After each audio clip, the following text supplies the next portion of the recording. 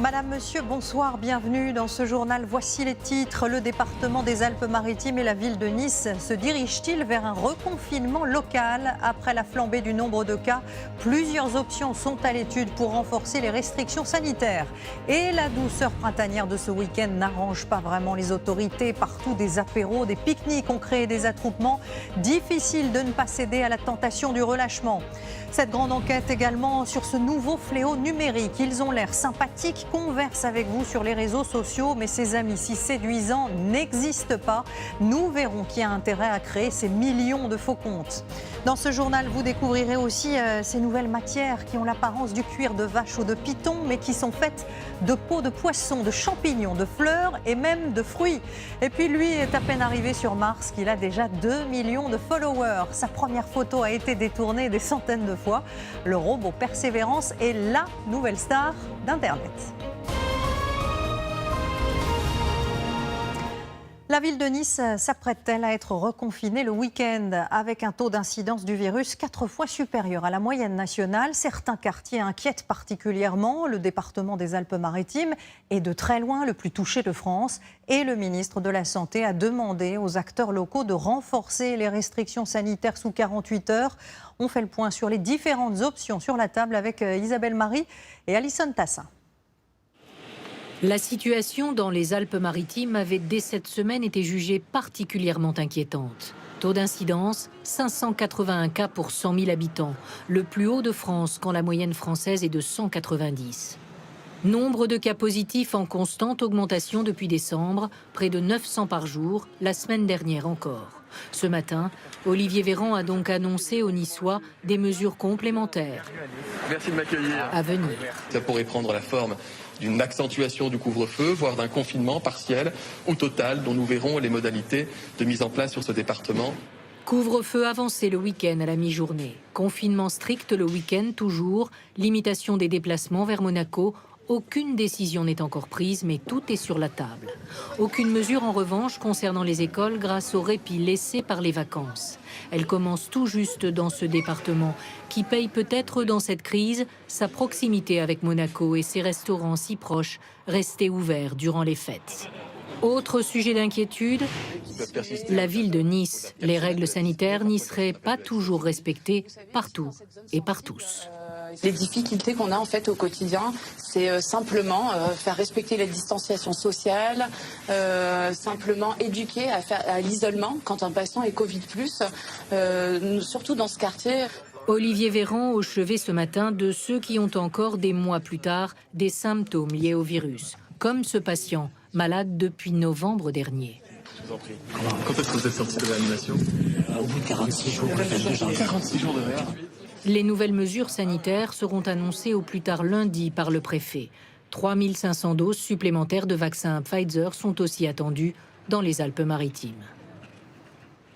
Alors essayons de comprendre un peu mieux pourquoi la ville de Nice est à ce point touchée. Sur place, le variant anglais il progresse très vite, notamment dans le quartier de l'Ariane, où se sont rendus Anouchka Flieler et Christine Guerra. Regardez.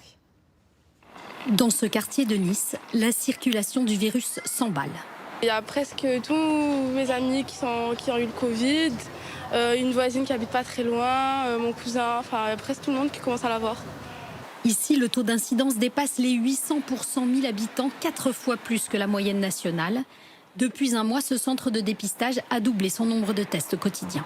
On fait à peu près une soixantaine, 70 tests par jour, avec, c'est vrai, des fois une vingtaine par jour, 25 par jour de cas positifs.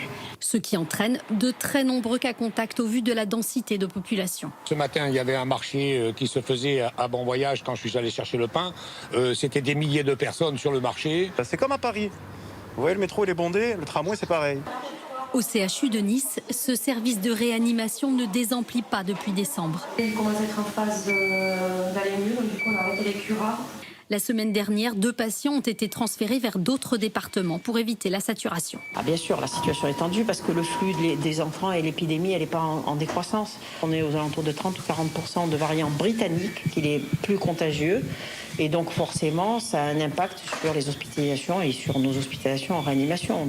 3 nouveaux lits de réanimation vont être ouverts lundi et les opérations non urgentes ont été déprogrammées.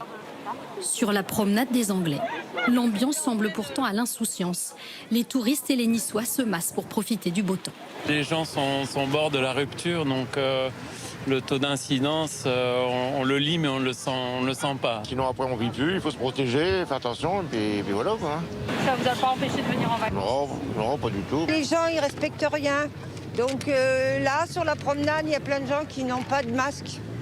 Les gestes barrières, ils s'en moquent. Pour tenter d'enrayer la flambée épidémique niçoise, un confinement partiel pourrait être instauré dès la fin du week-end. Et on entendait tout à l'heure une médecin regretter le relâchement des citoyens, relâchement observé un peu partout en France aujourd'hui. Les températures printanières y sont évidemment pour quelque chose. À Lyon, la préfecture avait même interdit la consommation d'alcool dans les rues. Mais là, comme ailleurs, l'envie de profiter du soleil a parfois été plus forte que la prudence. Lise Romboudou, Hippolyte Corneille, Gaël Charnet et François Wasson. La rue de Bussy à Saint-Germain-des-Prés cet après-midi, envahie par les Parisiens en mode détente au soleil. On ne peut presque plus se déplacer, pas de distanciation sociale, pas de masque. Je pense que c'est exceptionnel parce qu'il fait beau. Ouais. Donc les gens ont envie d'un peu de profiter. Personne n'est vraiment en train de respecter la loi. Ça faisait longtemps et puis j'ai l'impression que maintenant les gens ils en ont vraiment marre en fait du confinement. Mais 2 heures plus tard, la police intervient pour faire respecter les restrictions sanitaires. Pas de relâchement malgré le beau temps. À nouveau, je vous demande de bien vouloir respecter les mesures de distanciation physique. Et à nouveau, je vous demande de bien porter votre masque. Ceci pour le bien de tous. En 10 minutes, la rue se vide. Alors qu'à Lyon, au même moment, le centre-ville est encore noir de monde. Et cet après-midi, ici, la règle est stricte. Interdit de consommer de l'alcool pour empêcher les rassemblements. Ces policiers veillent. La vodka. Vous êtes trop près les uns des autres. Écartez-vous, respectez la distanciation sociale. Pas de vodka, pas de bière non plus. Certains Lyonnais sont surpris. C'est dommage, ils vendent alors. On savait pas. À Dunkerque cet après-midi, c'était difficile aussi de résister à l'appel de la mer par ce beau soleil. Là aussi, on en oubliait presque le Covid-19 et les mesures sanitaires. C'est sûr qu'on a envie de prendre l'air, de se déconfiner un peu. Mais vous n'êtes pas masqué? Eh ben en fait, je l'ai dans la poche et je ne sais pas si c'est obligatoire. C'est obligatoire? Ah, je vais le mettre alors.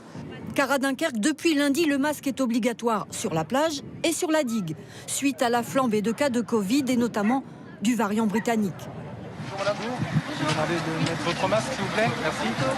Durant tout le week-end, les contrôles policiers sont renforcés partout en France.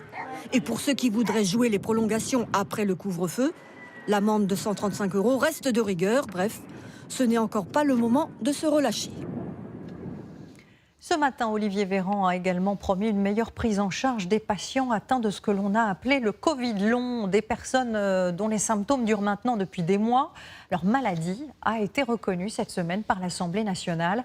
Une reconnaissance très attendue. Écoutez ces témoignages recueillis pour nous par Delphine Sidbon, Fabienne Moncel et Philippe Vogel. Monter des escaliers, Céline le faisait sans réfléchir il y a quelques mois. Aujourd'hui, c'est une épreuve. J'ai l'impression de ne plus du tout avoir de force dans mes jambes. Je suis infirmière libérale. Avant, je montais 50 étages par jour à pied pour voir mes patients. Je faisais énormément de sport. Donc là, c'est vrai qu'il y a un contraste assez important. Il y a quasiment 1 an, Céline Castera est diagnostiquée positive au Covid-19. Depuis ce jour, par vagues parfois très violentes, cette jeune femme de 39 ans continue d'en ressentir les symptômes. Tous les jours, j'ai de la fièvre, la fatigue est vraiment physique, donc je ressens dans la nuque, dans les mains, les bras, que je ne peux parfois pas lever. Des difficultés qui l'empêchent de travailler. Le Covid long, c'est souvent cette fatigue intense, des difficultés respiratoires et cardiaques, et parfois le goût et l'odorat qui ne reviennent pas. Au bout d'1 mois, il serait encore 20% de patients Covid à avoir des symptômes. Au bout de 3 mois, 10% n'en sont toujours pas délivrés. Anna a été testée positive il y a 11 mois. À seulement 28 ans, son dossier médical est déjà très fourni. C'est beaucoup de bilans sanguins, il y a des examens d'imagerie. Aujourd'hui suivie dans l'un des rares services spécialisés, Anna n'a pas toujours rencontré des médecins compréhensifs. Ils ne savent pas quoi vous dire, ils sont désarmés. Et donc du coup, ils vous renvoient à la maison avec des antidépresseurs. Sur sa maladie, on lui aura tout dit. J'ai entendu c'est psychosomatique, j'ai entendu si tu ne guéris pas comme les autres au bout de 2 semaines, c'est à cause de ton mental, tu te rends malade toi-même. Cette maquilleuse a elle aussi dû s'arrêter de travailler et vit désormais des minima sociaux. Pour tous ces patients, la bataille continue. Ils souhaitent que le Covid long soit reconnu comme une affection longue durée, ce qui permettrait dans certains cas une prise en charge des soins à 100%. Jeudi soir, Roselyne Bachelot a aussi autorisé la tenue des festivals d'été sous certaines conditions et cela a donné des idées à d'autres secteurs. Aujourd'hui, la ministre des Sports était par exemple à Lyon pour rencontrer des personnalités du football et du basket qui aimeraient bien revoir des supporters dans les stades. Quentin Fichet. À quand le retour des hollas? À quand le frisson collectif? Eh bien, pas pour tout de suite. Avant cela, il faudra certainement en passer par des matchs expérimentaux. Des pistes sont déjà discutées. D'abord, une éventuelle jauge réduite de spectateurs. 25% de la capacité totale, par exemple, pour les stades en plein air. Avec distanciation sociale et pourquoi pas la possibilité de se rassembler par petits groupes, comme cela a été fait l'été dernier. Des tests antigéniques réalisés en amont sont aussi sur la table et l'utilisation de l'application Tous Anti-Covid pour tracer les supporters qui participeraient à l'expérimentation. Des idées, mais pour l'instant, pas de décision, rien n'est acté. Si ça va bien, d'ici un mois, on ne passera pas par ces expérimentations pour reprendre. Si jamais la crise sanitaire là et ces difficultés continuent encore plus longtemps, ces expérimentations auront un sens. Quant aux supporters, ce protocole strict ne semble pas entamer leur envie de retourner en tribune. Il n'y a pas de souci, hein. C'est quoi un petit coton-tige dans le nez? Ça va pas nous faire grand-chose. Hein. Oui, quelles que soient les contraintes. Ça, on est prêt à les respecter, on le fait déjà au quotidien, donc en vrai, ça ne changera pas vraiment de notre quotidien. Avec le virus, il s'agit de repenser toute la stratégie d'accueil du public, de gérer les flux. Pour ce spécialiste, le principal défi se trouve aux portes des stades. Vous prenez un accès comme celui-ci. Vous avez des personnes qui ont tout le billet à cette porte. Donc, ils vont tous venir en même temps. On peut pas gérer cette arrivée. Alors, ce qu'on pourrait envisager, c'est par exemple donner des heures d'arrivée différentes. Par exemple, donner des heures de départ différentes. L'Olympique lyonnais est candidat pour organiser ses futurs matchs tests. Une décision devrait être prise mardi à Matignon. Et puis Roxana Maracineanu suit également de très près la mise au point d'un masque adapté à l'activité physique. 2 marques d'équipements sportifs ont mis au point des prototypes. Ils ne suffiront pas à eux seuls à rouvrir les salles, mais ce sera indéniablement un plus. Romain Gouachon, Nathalie Pellerin et Jean-Pierre Ferret. Ces coachs sportifs sans élèves, ces salles de sport vides. Et si ces images appartenaient bientôt au passé ? C'est le pari lancé par certaines grandes enseignes d'équipements sportifs avec un masque anti-Covid d'un nouveau genre, adapté à l'effort. Pour le moment, ça se passe bien. Ça me colle pas trop à la bouche. Sensation bizarre parce que je ne cours jamais avec un masque, généralement, donc va falloir s'adapter. Une innovation française notamment développée par une célèbre marque haut-savoyarde. Les premiers prototypes ont été créés il y a 9 mois avec un critère essentiel, la respirabilité nécessaire à l'activité sportive. La principale difficulté a été de faire en sorte que le tissu ne rentre pas dans la bouche. Donc au bout de plusieurs prototypes, on est arrivé à intégrer une cage entre le tissu et la bouche du sportif. Dans le laboratoire de cette entreprise concurrente, nous avons assisté aux tests en conditions d'effort. Les concepteurs se sont concentrés sur le choix des tissus afin d'allier confort d'utilisation et respect des normes sanitaires. C'est un assemblage de plusieurs tissus et tout le travail a été de rechercher quelle était la meilleure combinaison pour permettre à la fois une bonne filtration et une bonne perméabilité à l'air. Un tel masque permettra aux joggeurs, s'ils le souhaitent, de se protéger et de protéger les autres. Mais l'attente est surtout du côté des salles de sport. Il pourrait aider à leur réouverture, même si la ministre des Sports, Roxana Maracineanu, a récemment rappelé « Ce n'est pas le masque qui va déterminer si on rouvre ou pas, ce sont les chiffres sanitaires. » Avant d'être mis sur le marché, ces nouveaux masques doivent, quoi qu'il en soit, attendre leur certification officielle, prévue dans les semaines à venir. Ce chiffre à présent, il y a en France entre 450 000 et 600 000 logements insalubres, parmi eux des habitations dangereuses pour leurs occupants. Dans ce cas précis, les mairies ont le pouvoir de réagir, mais cela prend du temps et cela coûte surtout très cher, même dans une ville comme Paris, avec de gros moyens. Vous allez voir que les dossiers sont trop nombreux pour être réglés dans des délais acceptables. Enquête signée Julien Crescent, Régis Rouanet et Xavier Boucher. Derrière la carte postale, la ville lumière cache une face plus sombre. C'est la montagne, dans les jours, il va s'écrouler. Des immeubles qui tombent en ruine. C'est grave, c'est vraiment grave. Comment expliquer une telle situation dans l'une des villes les plus riches du monde ? 11e arrondissement, l'un des quartiers résidentiels de la capitale. Au milieu de ces immeubles vendus 13 000 € le mètre carré, nous découvrons cette façade, fissurée de toutes parts. À l'intérieur, nous sommes saisis par l'état de dégradation des parties communes. L'escalier est sur le point de s'effondrer. À cet étage, le faux plafond a lui déjà cédé. Difficile d'imaginer des gens vivre ici, mais pourtant... Bonjour monsieur. Bonjour. Un locataire habite dans cet appartement. Derrière sa porte, il nous confie sa détresse. Pour le moment, je vois que rien de travail. L'escalier. Vous n'avez pas peur? Oui, un petit peu. Je regarde et dis, oh là là, la catastrophe. S'il reste, c'est parce qu'il n'a plus à payer son logement. Son loyer est suspendu depuis 1 an et demi, car cet immeuble est sous arrêté de péril. Ce statut signifie que ses occupants sont en danger. Ce bâtiment fait l'objet de signalements depuis 2016.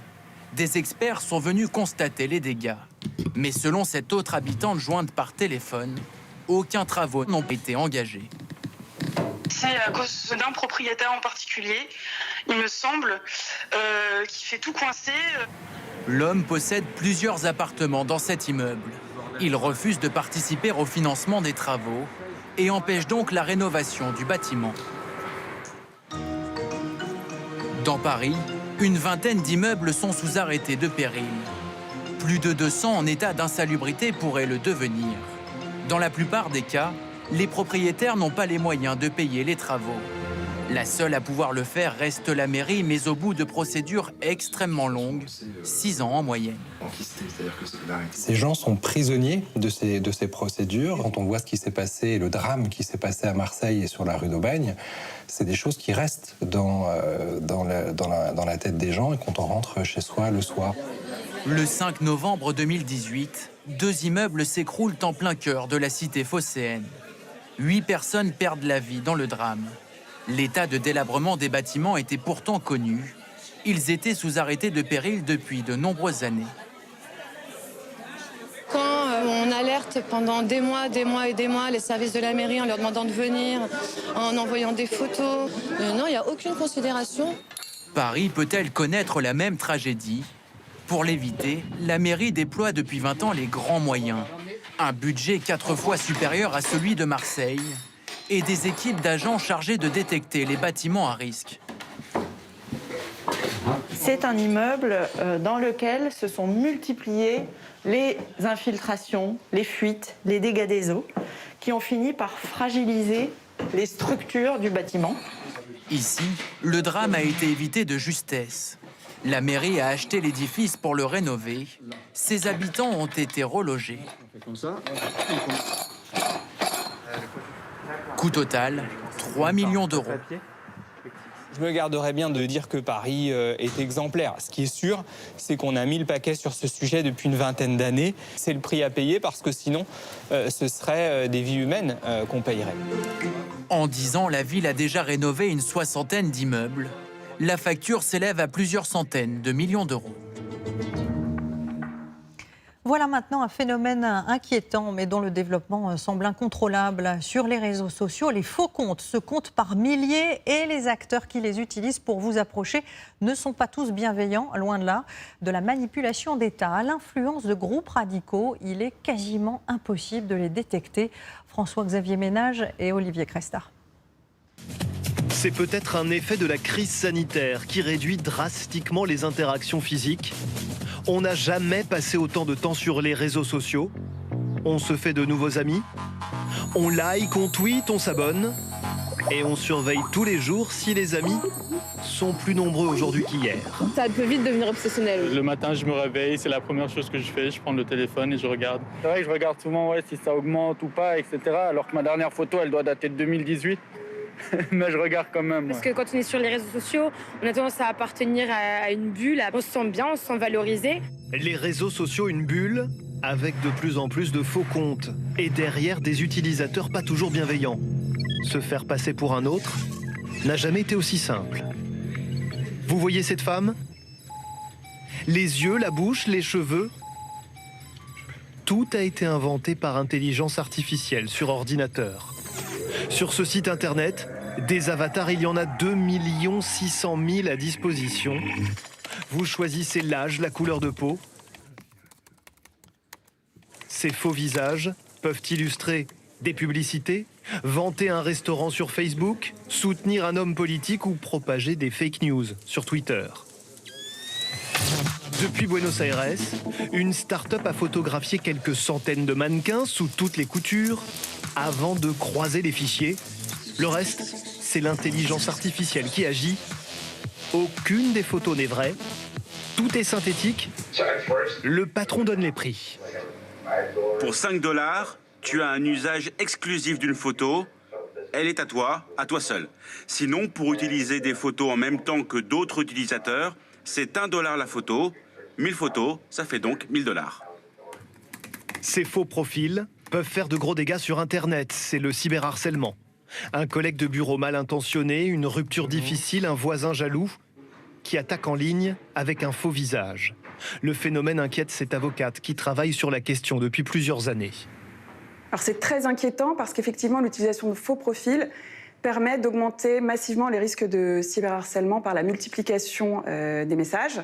Et la réponse déjà c'est d'aller porter plainte. Et ensuite les services de police doivent faire les investigations nécessaires. Quels sont les risques? Les risques c'est 2 à 3 ans de prison et une amende de 30 000 €. Sur Internet, les plus efficaces pour manier les faux amis, ce sont les organisations mafieuses.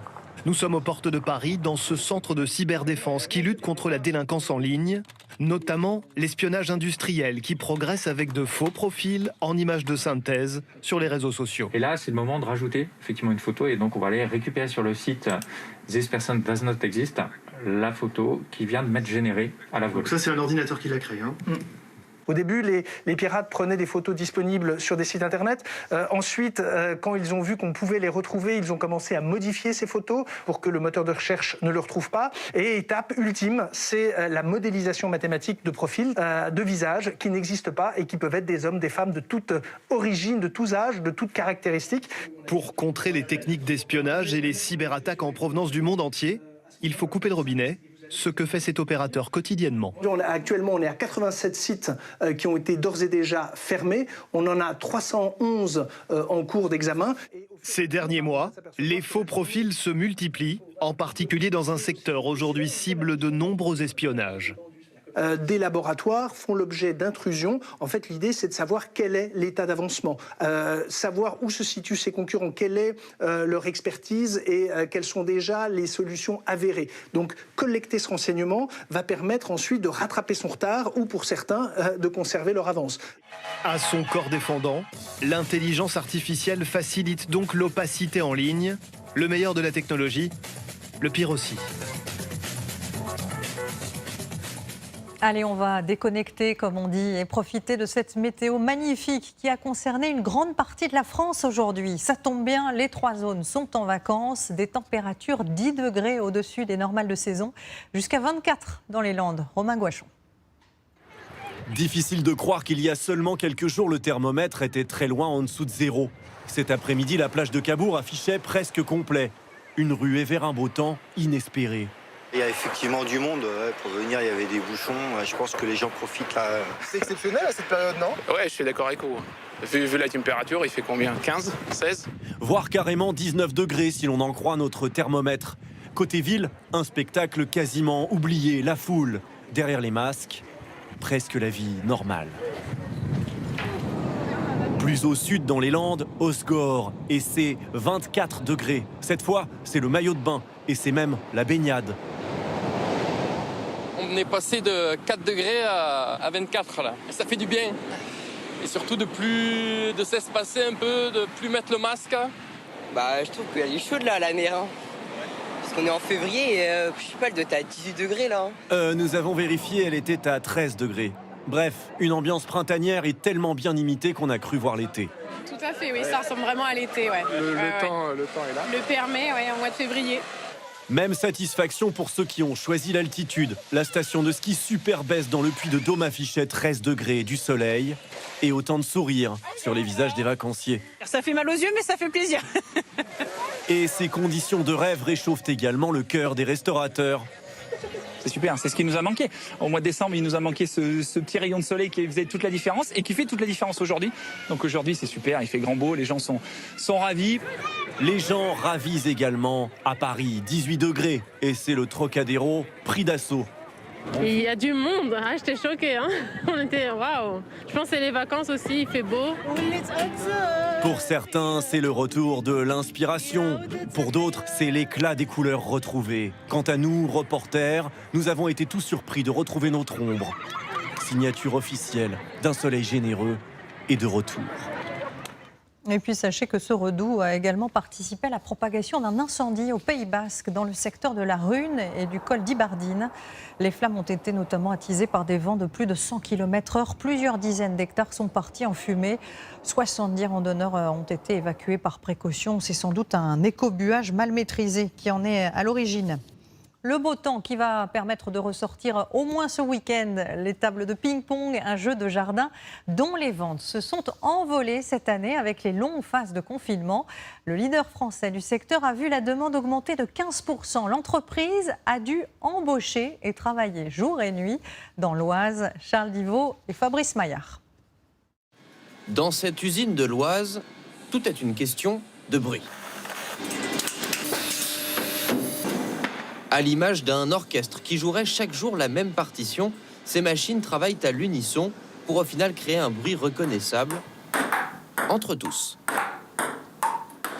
Nous sommes à Bonneuil-les-Eaux, chez le dernier fabricant de tables de ping-pong en France. Ici, toutes les 3 minutes, une nouvelle table sort de l'usine. De toute façon, la demande est toujours soutenue, donc tu peux prévoir les 3 vies. Et tout commence à partir de ces panneaux en bois. Différentes étapes, on va d'abord procéder à un brossage du panneau, ensuite nous allons l'enduire. Le bleu commence à lui donner son caractère de table de ping-pong.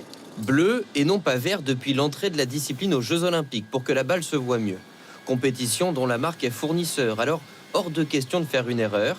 Chacune des 100 000 tables produites chaque année est contrôlée au millimètre près. Un fourbon, c'est pas pardonnable, notamment pour les tables qu'on fait pour les grandes compétitions nationales ou internationales. La table doit être parfaitement plate, parfaitement bonne dimension, parfaitement stable. Une qualité qui, en 75 ans, a séduit les plus grands pongistes français, comme Jean-Philippe Gatien ou Jacques Secrétin, mais aussi de plus en plus d'amateurs. Pendant le confinement, l'entreprise a vendu en moyenne 50 tables de plus par jour. On a été surpris effectivement de la demande, donc il a fallu très rapidement s'adapter. Donc en gros, la seule solution qu'on a eue, c'est de passer l'usine en 3/8, plus travail du week-end. Et embaucher 5 nouveaux salariés.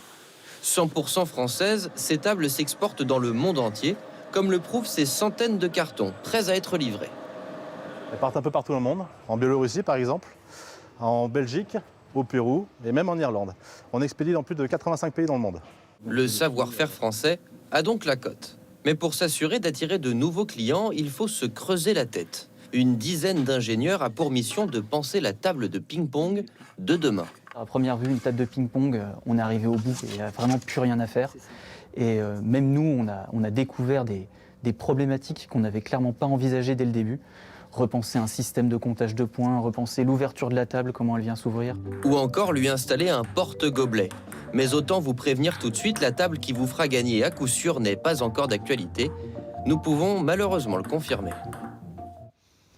Autre industrie qui est en pleine remise en cause, le travail du cuir est l'un des plus polluants. Les tanneurs tentent d'abandonner peu à peu les produits les plus toxiques, mais vous allez voir que certains créateurs de maroquinerie ont carrément décidé de changer de matière première, matière pour le moins inattendue. Marie Croxel, Karine Bétain et Marine Der. Sacs, sandales, porte-cartes raffinés. Difficile à croire, mais leur histoire commence ici, sur l'étal d'un poissonnier, et plus précisément encore, dans sa poubelle. Est-ce que je peux prendre les pots de lotte et de sol? Oui, tu peux, de toute façon, ça part à la poubelle. Donc. Pour eux, c'est des déchets, mais pour moi, c'est ma matière première. Ça va devenir du cuir de poisson. La jeune entrepreneuse a installé son atelier au milieu des pêcheurs, dans cette petite cabane traditionnelle. Depuis 2014, elle y donne une seconde vie à ses pots, révèle leur beauté. Il faut qu'il reste que la peau, donc les résidus de chair, il faut les enlever. Le muscle brun, pareil. Et on va faire pareil de l'autre côté avec les écailles. Les écailles, on ne les tanne pas. Tout est parti d'un voyage en Laponie, dont sa mère a rapporté une méthode ancestrale de tannage de peau de poisson. Un déclic pour celle qui est alors fraîchement diplômée en droit de l'environnement. À partir de cette recette lapone, j'ai travaillé longtemps au contact de labos, en cherchant aussi toute seule dans mon coin, pour pouvoir développer du cuir coloré avec plusieurs textures différentes. Près de 300 peaux sortent chaque mois de ce bain de couleur entièrement végétal, avant d'atterrir après séchage et quelques finitions dans l'atelier de cette créatrice. C'est très satisfaisant de travailler ce genre de matière, un peu précieuse, un peu particulière. Il faut notamment composer avec la petite taille des peaux de poisson. Je ne peux pas proposer tout un sac en peau de poisson. Et le challenge, c'est justement de l'intégrer dans mes sacs, de proposer à ma cliente, vu que on n'a pas un grand espace, mais voilà, sur un devant de rabat. Empiècement de poisson sur cuir d'ovin ou de bovin. Le mélange séduit des clientes friandes d'originalité et les artisans ne manquent pas d'imagination. Champignons, mangue et fenouil. Nous voici dans le 100% végétal, royaume de cette créatrice passionnée. Fenouil, fibres d'ananas, mangue, elle vante ces matières étonnamment solides, mais sa favorite, c'est le champignon. On a vraiment l'impression de coudre un nuage. Une matière comme ça, c'est juste exceptionnel. C'est exceptionnel à travailler, c'est exceptionnel pour le regard. Même on a envie de le toucher tout le temps, c'est génial. Seul bémol, son prix comptait 80 € par exemple pour cette petite plaque de champignons en provenance d'Italie. Le problème surtout, c'est le manque de concurrence. Il n'y a qu'un seul fabricant de champignons, il n'y a qu'un seul fabricant de fibres d'ananas. Et c'est vrai qu'ils fixent leur prix un peu comme ils veulent. Résultat, ce porte-carte se vendra 90 €, car luxe supplémentaire, tout est entièrement cousu main. Après les champignons, Paola Borde planche déjà sur d'autres créations à base de pétales de rose. Et l'imagination n'a pas de limite, surtout quand l'horizon se situe à 470 millions de kilomètres de chez nous. Persévérance n'a envoyé que 4 photos de la planète rouge, mais cette aventure fait tellement rêver qu'elles ont inspiré des centaines de fans. Le robot affiche d'ailleurs déjà 2 millions de followers. Christine Chapelle et Nathalie Laurent.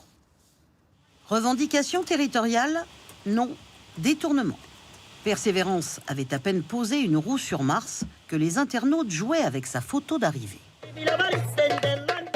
On y voit par exemple divers comités d'accueil martiens dont la décence m'interdit de traduire le propos, quelques références cinématographiques comme E.T.,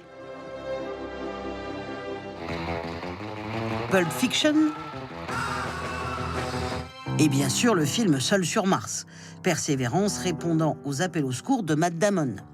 Les amoureux de football, inquiets de voir Lionel Messi atomisé par Mbappé lors du match Barça-PSG, ont imaginé divers scénarios. Même Bernie Sanders, pendant l'investiture de Joe Biden, est apparu dans le paysage martien. Enfin, comme il est difficile d'oublier le contexte actuel de pandémie, certains ont tout de même réussi à en rire. Merci, Persévérance. Et pas besoin d'aller sur Mars pour croiser d'étranges bolides. Si vous habitez à Chicourt, dans le Pas-de-Calais, peut-être verrez-vous bientôt la Batmobile. Explication Cédric Pueyo et Sébastien Boé. C'est un défi un petit peu fou, lancé par le plus grand collectionneur de voitures de cinéma en Europe.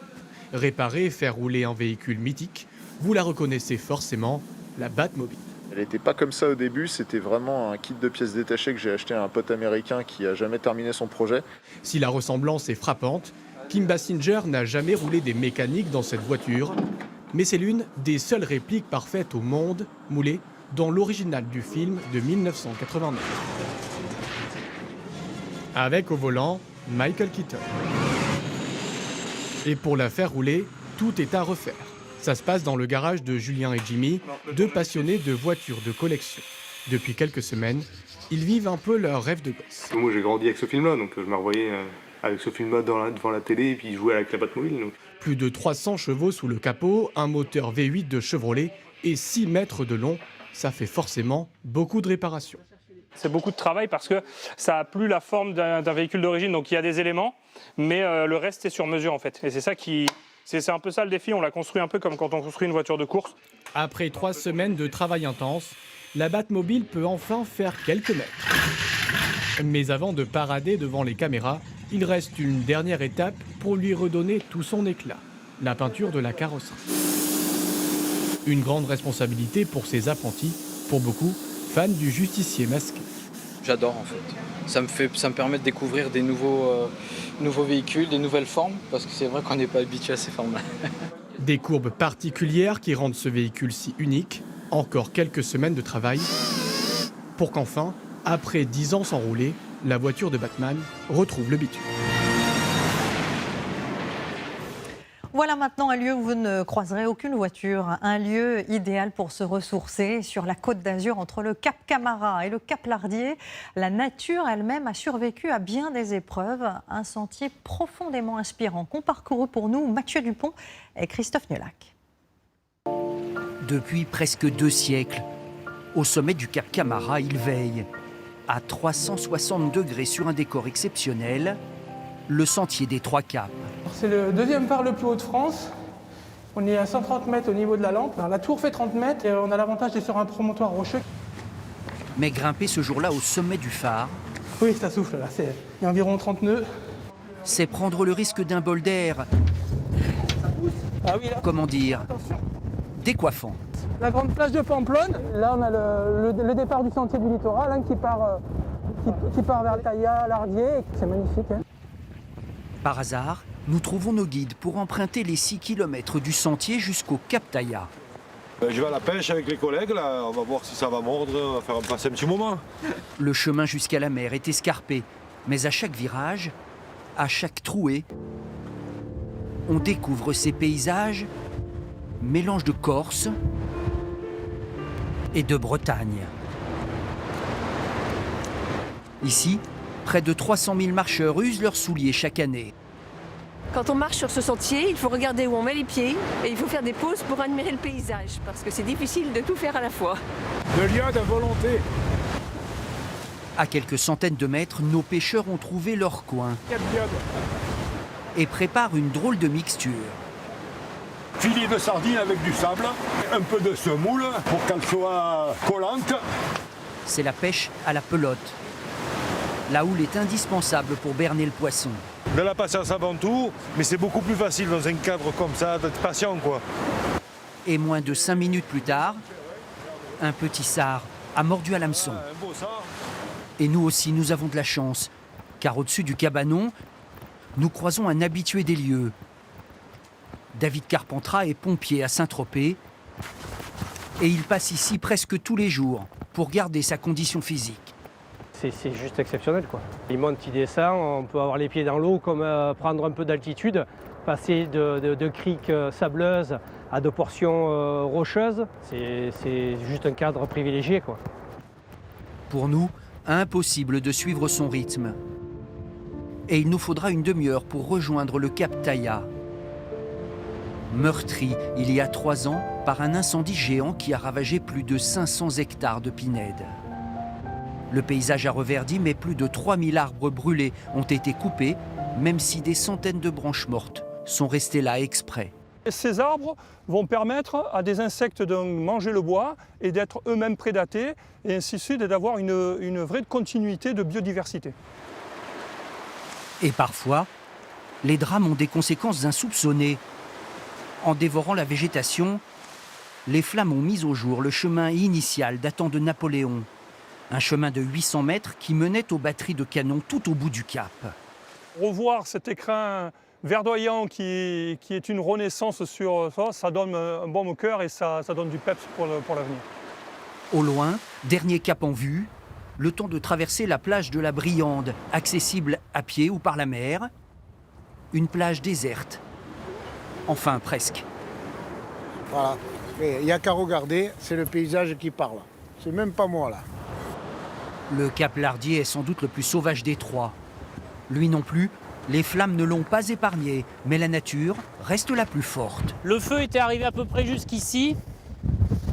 Et on observe aujourd'hui une belle régénération de cette plante, notamment la barbe de Jupiter. Une plante qui est protégée, qui est assez rare. Et ce qui lui redonne le sourire, ce sont ces tout jeunes pins d'Alep qui repoussent tout seuls. Ça, ce sont des pins qui ont 3 ans et qui font à peu près 2,50 m de haut maintenant et qui vont être la future pinède si évidemment il n'y a pas un feu qui intervient d'ici là. Alors le message est clair, il faut préserver cet espace de liberté pour qu'un jour nos enfants et nos petits-enfants puissent encore admirer la beauté de ces 3 caps. Et avant de se quitter, une dernière image d'une nature aussi somptueuse que destructrice. En Sicile, l'Etna, le volcan le plus actif d'Europe, est en éruption depuis mardi. Des fontaines de lave sont montées jusqu'à 600 mètres de hauteur. La pluie de cendres, elle, a atteint la ville de Catane, située à une trentaine de kilomètres. La population n'est pour l'instant pas en danger, mais vous le voyez, les images sont très spectaculaires. Voilà, c'est la fin de ce journal. Ce soir sur LCI Canal 26, un documentaire consacré à De Gaulle, l'homme du destin. Sur TF1, les auditions à l'aveugle se poursuivent dans The Voice, présenté par Nikos Aliagas. Je vous souhaite une très belle soirée et je vous dis à demain.